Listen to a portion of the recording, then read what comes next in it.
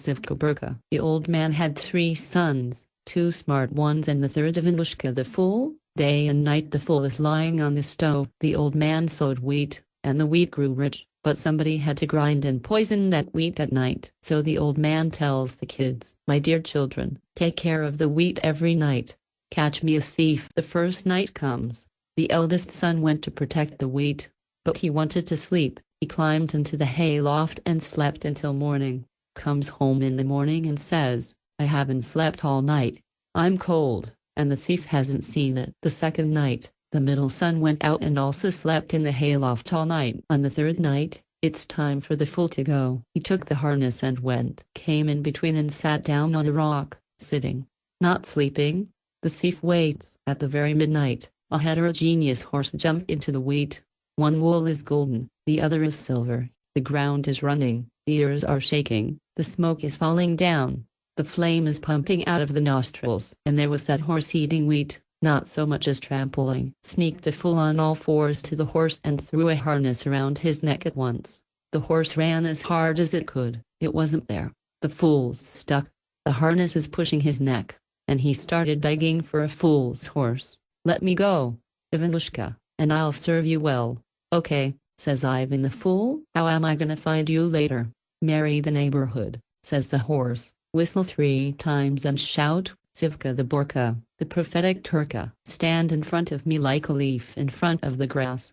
I'll be here." Ivan the fool let go of the horse and took his word. No more eating wheat and no more trampling. Ivanushka came home. "Did you see that, you fool?" the brothers are asking. "I have caught," says Ivanushka, "a mixed-haired horse. He promised not to go to wheat anymore, so I let him go." The brothers laughed at the fool, but nobody touched the wheat from that night. Soon after that, they began to walk in the villages and towns of Turkey, herald from the king, crying to click, "Get together, boyars and noblemen, merchants and bourgeoisie and ordinary peasants, all to the king for a holiday.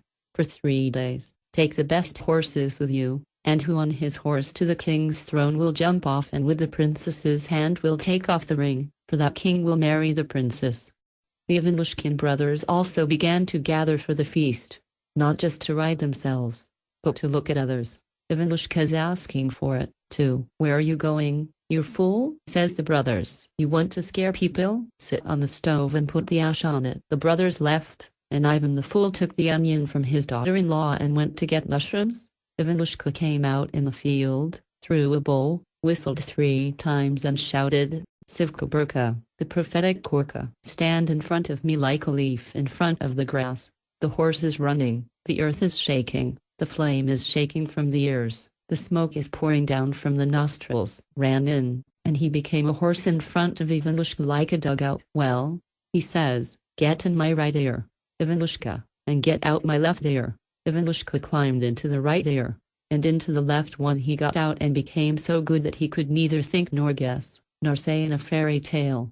Then Ivanushka got on the horse and rode to the king's party. He jumped to the square in front of the palace, sees people apparently invisible, and in a high tower, by the window, the princess sits, on his hand ring, no price, a beauty of beauty. No one's going to jump to it and think. No one's gonna be hunting for sure to break their necks. Ivanushka hit his horse on the steep hips, made his horse pooch, jumped. Only 3 crown windows did not jump to the princess. People were surprised, and Ivanushka turned the horse and went back. His brothers didn't move quickly, so he whipped them with a silk whip. People screaming, "Here, take him," and Ivanushkin's got no sign of him. Ivan left the city, got off the horse, climbed into his left ear, into his right ear and became again the old Ivan the fool. Ivanushka let go of the horse, picked up a bow of flies and brought home. "Here's some fungi for you, masters," he says. The daughters-in-law's angry at Ivan. "What did you bring for the mushrooms, you fool? You're not the only one with them." Ivan laughed and climbed back into the oven again. The brothers came home and told their father how they were in the city and what they saw, and Ivanushka lies on the stove and laughs. The next day, the older brothers went to the party again, and Ivanushka took the onion and went to get mushrooms. Came out in the field, whistled, roared, "Sivka-Burka, the prophetic Turka. Stand in front of me like a leaf in front of the grass." The horse ran up and stood in front of Ivanushka like a dugout. Ivan changed his clothes again and jumped to the square. He sees that there are more people in the square than ever before. Everybody admires the princess, and nobody thinks, who wants to break a neck.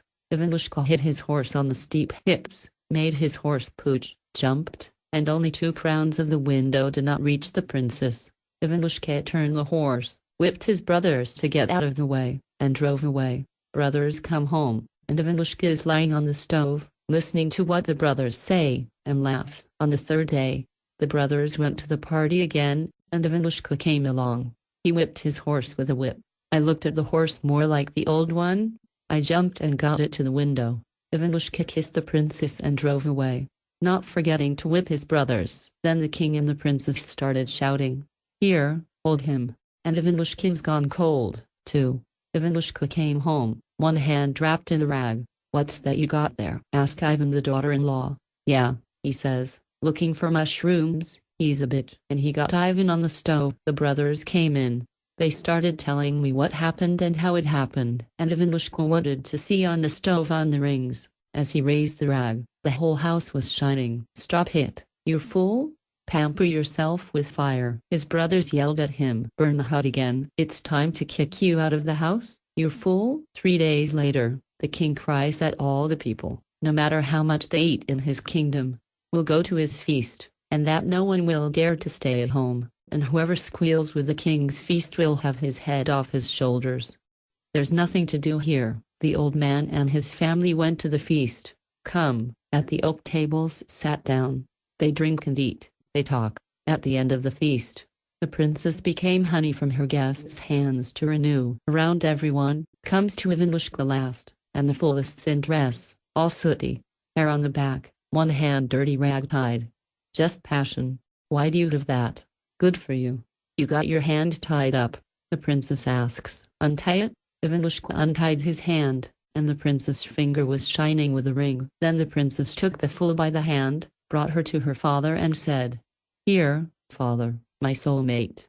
They washed Ivanushka's servants, combed her hair, put her in a royal dress, and he became so good that his father and brothers look, and do not believe their eyes.